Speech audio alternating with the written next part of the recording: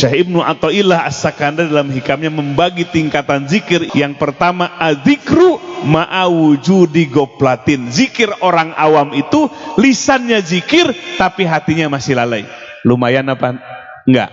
Lumayan apa enggak?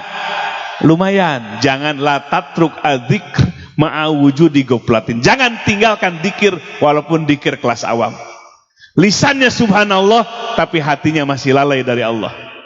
Jangan tinggalkan. Kenapa?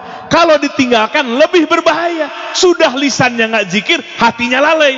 Lebih baik lisannya zikir walaupun hatinya masih lalai. Mudah-mudahan Allah mengangkat kepada level zikir yang kedua, adzikru ma'awujudi yaqdotin.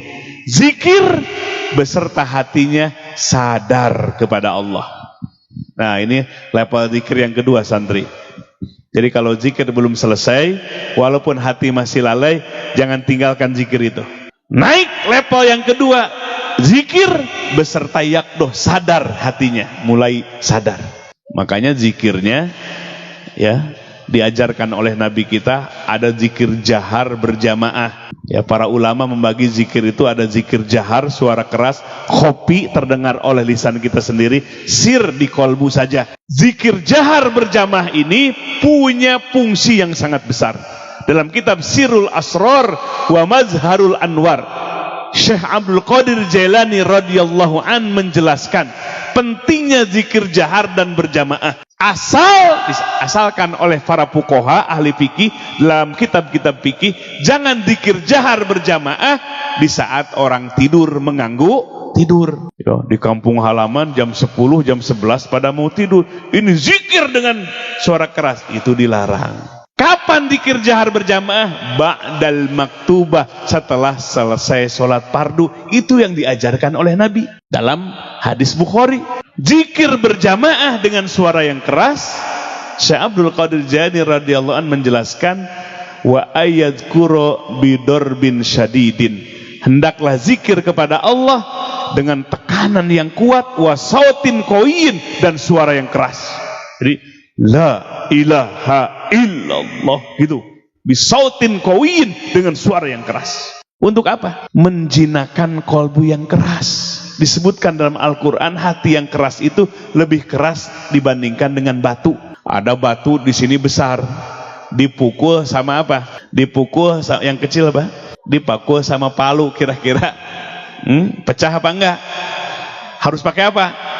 Martil, tenaganya yang gede, makan dulu, akan pecah. Kolbu manusia itu bisa kolbunya itu mati, atau kolbunya sakit, keras hatinya, membutuhkan zikir jahar, zikir keras. Untuk apa? Litaklipil kulub, supaya hatinya jadi lunak, hatinya jadi lunak. Ya, rokoik itu hatinya jadi lembut, jadi masuk cahaya ke dalam kolbu. Kenapa dengan zikir yang keras? Litahsilil anwar fi bawatiniz zakirin, dalam kitab Sirul Asrar. Dengan zikir yang keras itu supaya menghasilkan cahaya yang mampu menghidupkan kolbu orang-orang yang zikir. Watasiru al-qulubu ahya'an bizalikal anwar, sehingga hati menjadi hidup dengan cahaya itu. Jadi zikir keras itu ternyata menghasilkan apa? Cahaya di dalam kolbu orang yang zikir. Cahaya itulah yang menghidupkan kolbu. Jadi hatinya nyaring, hatinya tersambung kepada Allah Subhanahu wa ta'ala. Tuh, ya, praktekan Bapak Ibu sekalian, para imam di masjid-masjid setelah sholat fardu, khususnya maghrib, isya, subuh, zikirnya dijaharkan berjamaah. Maka Nabi kalau sudah sholat fardu, ya, ngebalik kemana? Ke makmum. Apa tujuannya? Mengajarkan wirid supaya para sahabat mengikuti. Makanya sampai kepada kita. Imam An-Nawawi menulis Al-Azkar An-Nawawiyah, doa-doa Nabi dari bangun tidur sampai tidur kembali. Kenapa sampai kepada kita? Nabi menjaharkan wiridnya. Coba kalau nabinya diam, nyampe kepada kita apa enggak? Enggak. Maka zikir bagi para imam supaya menjadi pemimpin zikir. Bacakan, jaharkan, supaya umat masyarakat mendengarnya, mengikutinya. Seperti para sahabat mengikuti Nabi Muhammad sallallahu alaihi wasallam. Siap ini para imam masjid?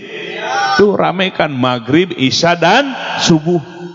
Zikirnya berjamaah, zikirnya dengan suara keras. Dengan suara keras itulah membuat kolbu kita jadi hidup. Lalu level zikir yang ketiga, kata Syekh Ibnu Athaillah, az-zikru ma'a wujudi huduril qalbi ma'allah. Tingkatan zikir yang ketiga, zikir beserta hati kita, hudurul qalbi, hadir hati bersama Allah, merasa Allah itu hadir, bukan gaib. Allah itu gaiban, jauh, hadir dekat, hadir ada di hadapan kita.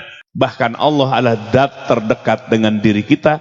Nahnu aqrabu ilaihi min hablil warid, firman Allah. Kami lebih dekat dibandingkan dengan urat leher manusia. Fa idza sa'alaka ibadi anni fa inni qarib. Apabila bertanya kepadamu wahai Muhammad, hamba-hambaku di mana aku? Maka fa inni qarib, sesungguhnya aku, firman Allah, maha dekat. Nah, selama ini Bapak Ibu sekalian, Allah itu dekat apa jauh? Tergantung hati kita. Kalau hatinya goplah, hatinya malaweng, hatinya lalai, Allah itu jauh. Makanya berani berbuat dosa, berbuat maksiat. Tapi kalau hati kita sadar, hati kita bangkit, hidup, merasa Allah adalah zat terdekat dengan diri kita. Tanpa jarak, tanpa batas, dekatnya Allah dengan hamba-hambanya. Itulah level zikir yang ketiga. Zikir terus kolbunya merasa hadir Allah. Kira-kira nundutan apa enggak? Kalau zikir level ketiga, maka zikirnya dedeyeun. Apa dedeyeun tuh? Ketagihan, pingin lagi, pingin lagi. Seperti makan yang berselera. Coba makan enggak berselera. Makannya orang apa itu? Orang sakit di rumah sakit, disuapan, ya. Enek. Nah, zikir kalau hati masih lalai, nundutan bawaannya teh. Ibu-ibu kalau baca Quran baru 1 halaman, ngantuk apa enggak? Ayo lihat sinetron 3 jam baru 3 menit. Baca Quran baru 1 halaman 2 halaman, sepet matanya, nundutan bawaannya. Kenapa? Hatinya belum hadir bersama Allah. Yang dibaca itu adalah kalamullah. Dalam zikir, hudurul qalbi ma'allah, hadir hati bersama Allah. Dalam salat, hudurul qalbi ma'allah, hadir hati bersama Allah.